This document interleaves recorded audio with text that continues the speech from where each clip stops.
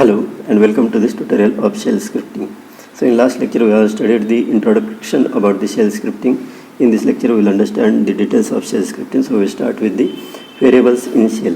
So the variables in shell are similar to the variables in higher programming languages. So there are certain rules to declare the variables in higher programming languages. So same rules are applied here.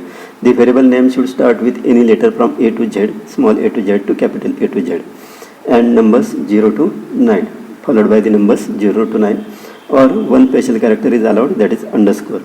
By convention, Unix shell variables will have their names in uppercase. So this is the convention of shell programming, that the variable name should be written in the uppercase.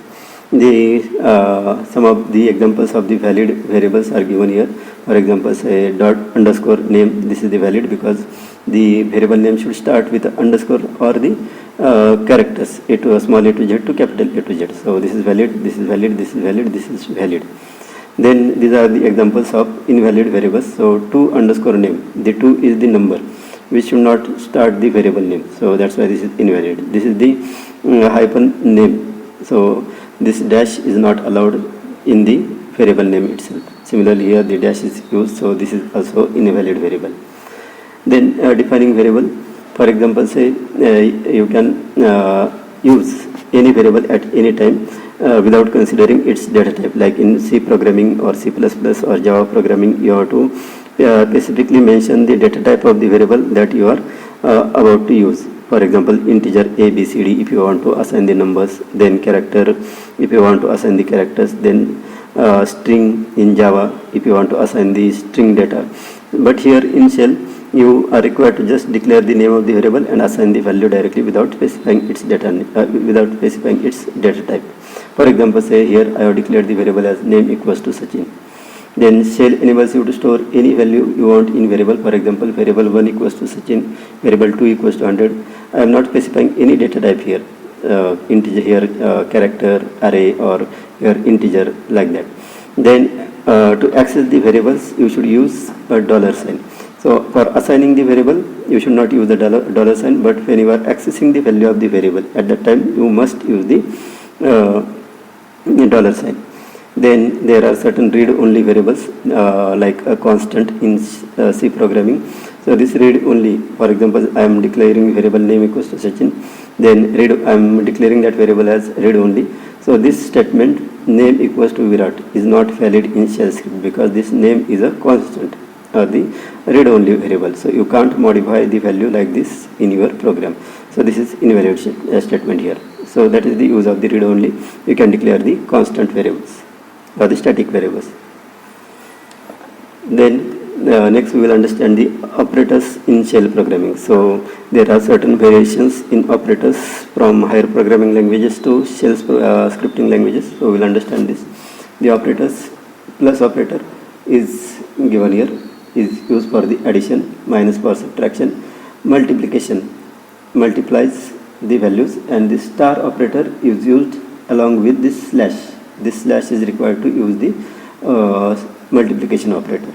Then division, same operator, mod, percentage, equals to operator, double equals to check the equality, not equals to check the not equality. So these are the arithmetic. Then relational operators or the logical operators. So minus EQ to check the equality, minus NE stands for the not equal, minus GT stands for the greater than, LT less than, GE greater than equals to, LE less than equals to, NE not equals to, GT greater than. So these operators are required mainly when you are using the conditional statement. Conditional statements like if, then else, then switch case, then for loops, while loop, until loop. In these loops you will require these logical operators to check the conditions. And last is the Boolean operators. Boolean operators are used for the Boolean data. So not means value is false, O means or, and A means and, not or and. These are the Boolean operators used inside the shell scripting. Next is the string operators that we will require for these string concatenation, finding substring, then checking string palindrome, like that. So this is equals to, not equals to, minus Z stands for the string operand is of this size 0 or not. So if you declare some string and you don't store any value in that, you declare it as an empty string, then this minus z operator is used to check whether this string contains any characters or not.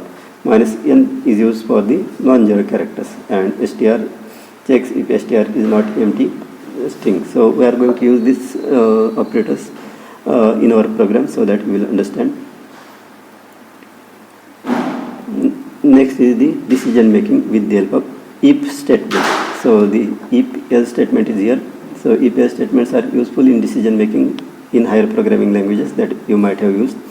So Unix shell script also supports this if else statement with little variation in syntax. So we will understand this if else and the variables with the help of one example. Okay, so we will write one program.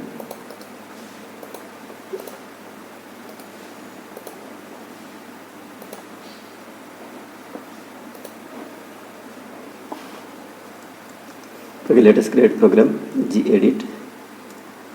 We will find greater of two numbers in this program, greater dot sh.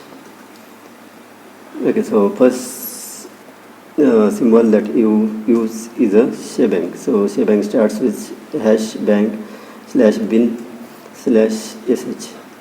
Then comment greatest greater number program.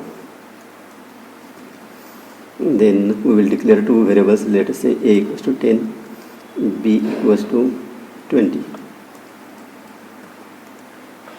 Okay, so as I told you, the declaration of data type is not required in a shell scripting. So you can directly write the variable name and assign the value. Then next part is you have to check whether these two, which one is greater among these two. So for checking that, we have to use the if statement. So note the syntax of if, the if, then followed by the square bracket. Okay, now remember to specify a space after if and after square bracket. So the square bracket requires a space on the both the sides, this left side as well as right side. So start with a space and the condition. So it should be a condition, the $a. Now note that I have used $a here, not a, because I am accessing the value of this variable. So I will write this condition as a relational condition. So GT stands for the greater than $b.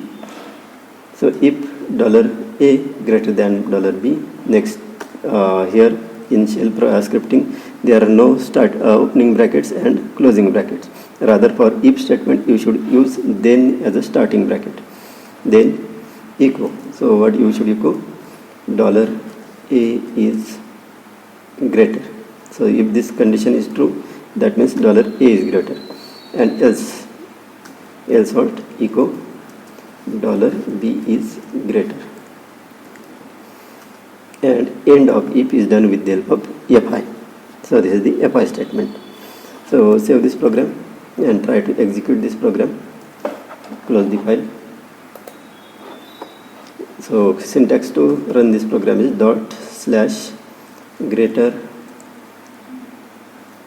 .sh. So it will give the error, and to remove this error, what you should type chmod 754 and name of the program greater.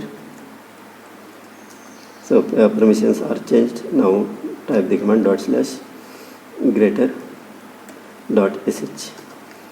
So it is printing as 20 is greater. So this is output of our program. 20 is greater number. So we will understand the if else in detail